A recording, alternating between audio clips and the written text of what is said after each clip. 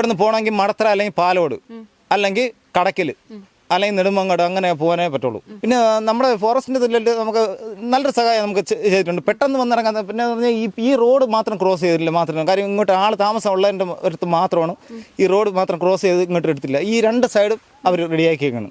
പക്ഷെ എന്നിട്ട് പോലും ഈ ഇതിനകത്തൂടെ ആന ഇറങ്ങി വരുന്നുണ്ട്. തിരുവനന്തപുരം പാലോട് കാട്ടാനയുടെ ആക്രമണത്തിൽ ബാബു എന്ന 50 വയസ്സുകാരൻ കൊല്ലപ്പെട്ടിരിക്കുകയാണ്. സംസ്ഥാനത്ത് വളരെയധികം ആനശല്യം പലയിടത്തും രൂക്ഷമായിക്കൊണ്ടിരിക്കുന്ന സാഹചര്യമാണ്. എത്രയോ മരണങ്ങൾ ആന കൊലപ്പെടുത്തിയ എത്രയോ മരണങ്ങൾ നമ്മൾ കേട്ടുകൊണ്ടിരിക്കുന്നു. തിരുവനന്തപുരത്തും അത്തരത്തിലൊരു മരണം ഉണ്ടായിരിക്കുകയാണ്. ശരിക്കും എങ്ങനെയായിരുന്നു നിങ്ങൾ ഈ മരണവിവരം അറിഞ്ഞത്? നിങ്ങളാണോ നോക്കിപ്പോയത്?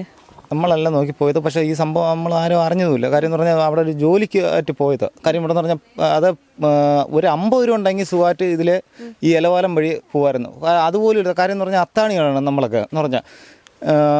ഞാനും അങ്ങേരും ടാപ്പിങ്ങാറിന് അതേ കണക്ക് പിന്നെ വേറെ എന്തെങ്കിലും കൂലിപ്പണി എടുക്കാൻ ഇവിടെ എന്ന് പറഞ്ഞാൽ പെട്ടെന്നൊരു ജോലി കിട്ടത്തൊന്നുമില്ല. പിന്നെ വെളിയിൽ വേങ്കല്ല കഴിഞ്ഞെങ്കിൽ എന്തെങ്കിലും ജോലി കിട്ടത്തുള്ളൂ. ആ ഒരു 10 പൈസ ഇല്ലാത്തതിൻ്റെ നിവൃത്തിയില്ലാത്ത കൊണ്ട് ആ പാവപ്പെട്ട ഈ കാട്ടിൽ കൂടെ കയറി പോയത്. പക്ഷേ എന്താണ് സംഭവിച്ചതെന്ന് ഈ മാമി വന്ന് പിന്നീട് പറയുമ്പോഴാണ് നമ്മൾ ഈ കാര്യം അറിയണത്.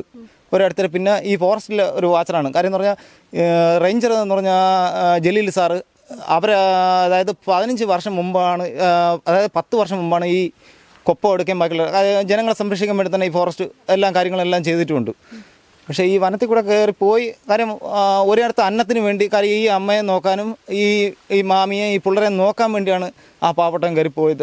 സംഭവിച്ചു പോയത് എന്താണെന്ന് വെച്ചാൽ ആർക്കും അറിയത്തില്ല ആ പാവപ്പെട്ടൻ. അതല്ലാതെ വേറെ ഒരൊറ്റ ഇതാണ്.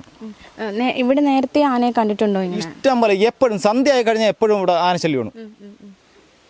സന്ധ്യ ആയി കഴിഞ്ഞാൽ എപ്പോഴും ആനശല്യം. അത് ഞങ്ങളുടെ പകല് നമ്മുടെ ഇവിടുന്ന് സ്കൂള് കഴിഞ്ഞാൽ എപ്പോഴും ആനശല്യമാണ്. മനുഷ്യനെന്ന് പറഞ്ഞാൽ ശരിക്കും പറഞ്ഞാൽ പേടിച്ചാണ് ജീവിക്കുന്നത് ഇവിടെ. അപ്പോൾ ഈ പ്രദേശത്തിന്റെ പേര് ശാസാണ് തന്നെ സ്ഥലം. ശാസാണ്. ഇവിടെ എത്ര കുടുംബങ്ങളുണ്ട്? ഇവിടെ ഇപ്പം 78 കുടുംബങ്ങളുണ്ട് ഇവിടെ വീട്. അതിന് മുമ്പ് 96 കുടുംബങ്ങളുണ്ടായിരുന്നു. ഇപ്പം കുറച്ച് ആൾക്കാർ ഇവിടുന്ന്, അതായത് ഇവിടുന്ന് പെട്ടെന്നൊരു അറ്റാക്കോ നെഞ്ചു കഴിഞ്ഞാൽ അല്ലെങ്കിൽ വേറെ എന്തെങ്കിലും അസുഖം വന്നു കഴിഞ്ഞാൽ പെട്ടെന്ന് ഇവിടുന്ന് രക്ഷോട്ട് ഒരു മനുഷ്യനും പോയില്ല. പോയി കഴിഞ്ഞാൽ അതിനെ വേങ്കല്ല എത്തൂല. അതിനും പുറം വെച്ച് ആളുടെ കാര്യം തീരുമാനമാണ്. കാര്യം ആനെ പഠിച്ച് പെട്ടെന്നൊരു വണ്ടിയൊന്നും പെട്ടെന്ന് കയറി വരത്തില്ല. അങ്ങനെ ആകൊണ്ട് ഇവിടുന്ന് കുറേ ആൾക്കാർ, ബുദ്ധിയുള്ള കുറേ ആൾക്കാർ ഇവിടുന്ന് രക്ഷപ്പെട്ട് ഇവിടുന്ന് ഇറങ്ങിപ്പോയി. അവർ ഇതൊരിക്കലും തിരിച്ച് ഇങ്ങോട്ട് കയറി വന്നിട്ടുമില്ല. പിന്നെ ഈ അത്താണികൾ വീണ്ടും ഇവിടെ കിടക്കണം. കാര്യം എങ്ങോട്ട് ഇറങ്ങി പോകാനും ഒരു നിവൃത്തിയില്ല. ആരും ഇവിടെ നിൽക്കുകയാണ്. ഇവിടെ ആശുപത്രി ഇവിടെ ഒരു ഹോസ്പിറ്റലോ വേറെ ഒന്നുമില്ല. ഇവിടുന്ന് പോകണമെങ്കിൽ മടത്തറ അല്ലെങ്കിൽ പാലോട് അല്ലെങ്കിൽ കടക്കൽ അല്ലെങ്കിൽ നെടുമങ്ങാട് അങ്ങനെ പോകാനേ പറ്റുള്ളൂ. അപ്പോൾ ഈ ശാസ്ത്രനടയിൽ നിന്ന് മടത്തറ വരെ എത്ര ദൂരമുണ്ട്? ഇവിടെ നിന്ന് 7 കിലോമീറ്റർ ഉണ്ട് മടത്തറ.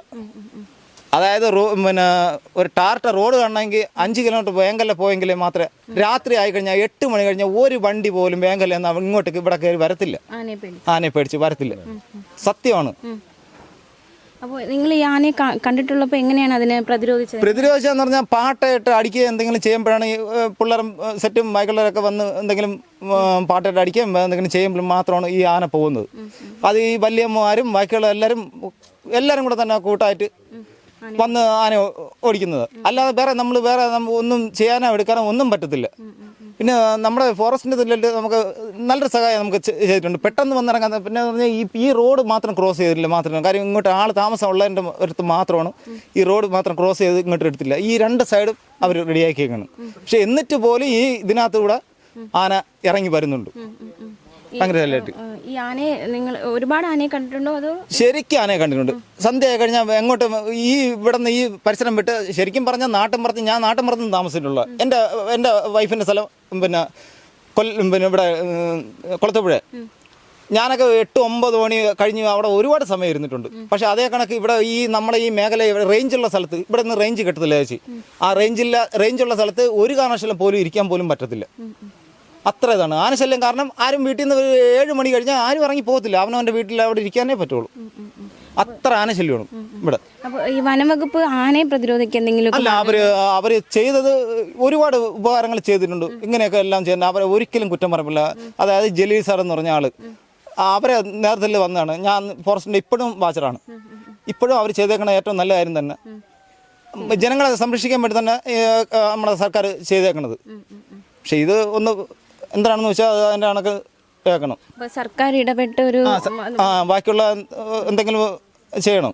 ശരിക്കും ആനഭീതിയിലാണ് ഇവിടെയുള്ള ആനഭീതിയിൽ തന്നെ ഇവിടെ ജനങ്ങൾ ജീവിക്കുന്നത്.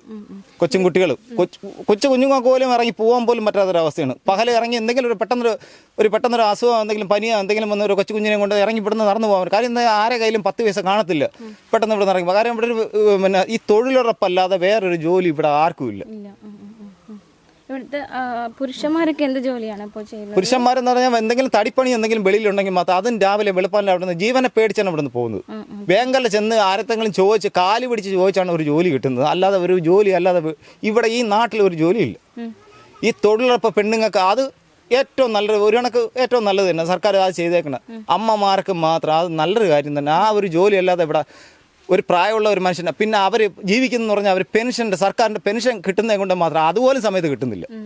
ആ ഒരൊറ്റത് കൊണ്ടാണ് റേഷൻ മേടിച്ച് പോകുന്നത്. അല്ല റേഷൻ അല്ലാതെ വേറെ ഒരു കുന്തവും ഇല്ല. റേഷൻ കട എവിടെയാണ് നിങ്ങൾക്ക് അടുത്ത്? നമുക്ക് ഇവിടുന്ന് ശുമ്മക്ക് പിന്നെ ഒഴിവാറ 2 കാലത്തും.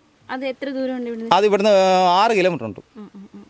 ഇവിടുന്ന് വണ്ടി സൗകര്യം രാവിലെ 8 മണിക്ക് ഒരു ബസ് വരും. വൈകുന്നേരം 5 മണിക്കാണ് തിരിച്ചു വരുന്നത്. അതുവരെ അവിടെ കയ്യിൽ 5 പൈസ അല്ലെങ്കിൽ തിരിച്ച് അതുവരെ വെള്ളം പോലും കുടിക്കാതെ ഓരോ മനുഷ്യനും പെണ്ണായാലും ആണായാലും അവിടെ അതേ കണക്ക് ഇരുന്നോളാം. എന്നിട്ട് 5 മണി വരെ അവിടെ ഇരുന്നിട്ട് ഈ റേഷനും മേടിച്ചിട്ടാണ് തിരിച്ചു കയറി വരുന്നത്. ഞായറാഴ്ച ആണെങ്കിൽ ഞായറാഴ്ച ഈ ശനി എന്തെങ്കിലും മറ്റു ജോലി എന്തെങ്കിലും കിട്ടിക്കഴിഞ്ഞാൽ ഞായറാഴ്ചന് ഒരു ദിവസം ലീവായിട്ട് കിട്ടുന്നത്. ആ ഞായറാഴ്ച ബസ്സും ഇല്ല. പിന്നെ ഞായറാഴ്ച നടന്നാണ് ഇവിടുന്ന് പോകുന്നത്. ഇവിടുത്തെ കുട്ടികളുടെ വിദ്യാഭ്യാസം മാന്യമായിട്ട് പഠിക്കുന്ന പിള്ളേരാണ്. അവർക്കിപ്പോൾ നമ്മുടെ DK മുരളി MLA ആയിട്ട് നല്ലതായിട്ടാണ് ഇപ്പോൾ റെഡിയാക്കിയാണ്. ശനി ഞായർ അവർക്ക് ട്യൂഷൻ കൊടുത്തിട്ടുണ്ട്. ഞാൻ 9ാം ക്ലാസ് വരെ പഠിച്ചിട്ടുള്ളൂ. എനിക്ക് വലിയ വിദ്യാഭ്യാസമൊന്നുമില്ല. ഇംഗ്ലീഷ് എനിക്കറിയത്തില്ല, പക്ഷേ മലയാളം കാര്യങ്ങളൊക്കെ എനിക്കറിയാം. കൊച്ചുകുട്ടികൾ ഇപ്പം നല്ല രീതിയിൽ വിദ്യാഭ്യാസം, അതായത് നമ്മളെ MLA നിമിത്തം നല്ല രീതിയിൽ വിദ്യാഭ്യാസത്തിൽ പഠിക്കുന്നുണ്ട്. അതുപോലെ അങ്ങോട്ട് പോകുന്ന കാര്യം പോലും വലിയ ബുദ്ധിമുട്ടായിട്ടുള്ള കാര്യമാണ്. അതായത് ആനശല്യം പേടിച്ച് അവർ അപ്പുറത്തെ ആളുള്ള സ്ഥലത്തൂടെ കറങ്ങി പോകുന്നത്. ആനശല്യം അത്ര ആയിക്കൊണ്ട് ശബ്ദം ശരിക്കും കേൾക്കാനും പറ്റും. സൗണ്ടും കാര്യങ്ങളും ദൂരെ നിന്ന് സൗണ്ട് കേൾക്കുമ്പോൾ തന്നെ പേടിയാവും. കൊച്ചുകുട്ടികളല്ലേ, അവരെന്തോ നല്ല രീതിയിൽ പിള്ളേർ പഠിക്കാൻ കാര്യങ്ങളെല്ലാം ചെയ്യാൻ. ഇല്ല വേറെ പിന്നെ പന്നി ശല്യവും കാര്യങ്ങളുണ്ടെന്ന് അത് വലിയ കുഴപ്പമില്ല. ഇതിനെ മാത്രം മനുഷ്യൻ ഇന്ദ്രം പറഞ്ഞിട്ട് ഇതിനെ കാണുമ്പോൾ തന്നെ പേടിയാവൂല. പരിഹാരം സർക്കാരിൻ്റെ ഇതിൽ പരിഹാരം കറക്റ്റ് കിട്ടിയേ പറ്റും.